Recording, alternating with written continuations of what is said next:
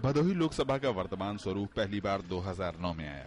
भदोही जिले में 3 विधानसभा भदोही, औराई और ज्ञानपुर के साथ इलाहाबाद जिले की 2 विधानसभा हडिया और प्रतापपुर को शामिल कर इसको नया रूप मिला।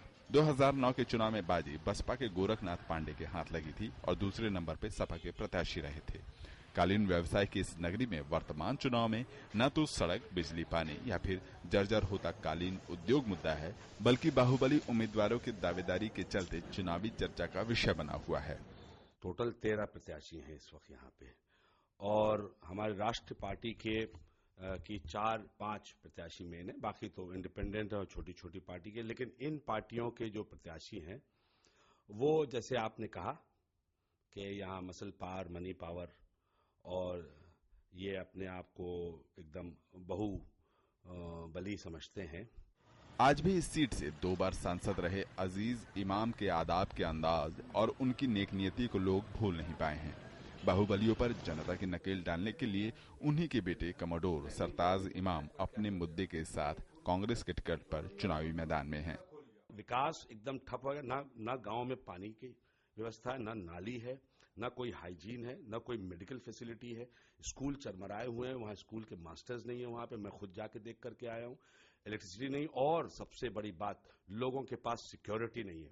भाजपा के वीरेंद्र सिंह भी 2 बार चुनावी मैदान में सफलता पाकर मैदान में डटे हुए हैं, लेकिन वो भी बाहुबलियों से लोकतंत्र को बचाने की गुहार जनता से करते हैं। लोकतंत्र में पैसे और पिस्तौल की कोई जगह नहीं। पैसे और पिस्तौल के प्रभाव से अगर चुनाव में सफलता प्राप्त करने की कोशिश कोई करता है, वो मुंह की खाता है। ये भारत के लोकतांत्रिक इतिहास की प्रामाणिकता है। बसपा के टिकट पर चुनाव लड़ रहे डॉक्टर राकेश धर त्रिपाठी सांसद बनना चाहते हैं। बसपा सरकार में मंत्री रहे, जैसे को तैसा के तेवर में लोकतांत्रिक लड़ाई को बैलेट के बाहर निपटाने की चेतावनी देते हैं। यहाँ भदोही जनपद में भी इस बाहुबली माफिया का जवाब, ये बाहुबली नहीं, गुंडा डाकू है ये, इसका जवाब राजनीतिक तरीके से दिया जाएगा।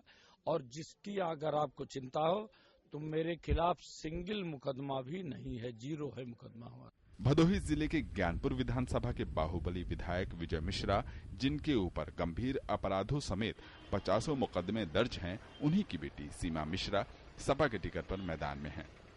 गौरतलब है कि कालीन नगरी से कभी फूलन देवी भी अपनी जीत दर्ज करा चुकी हैं। फूलन देवी ने जब बिहरों से नाता तोड़कर इस लोकसभा से नाता जोड़ा तो काफी सुर्खियां मिली, लेकिन जब शहरों में ही बीहड़ों जैसा खौफ पैदा करने वाले लोग चुनावी मैदान में हैं, तो सहज ही अनुमान लगाया जा सकता है कि व्यवस्था में कितना छेद है।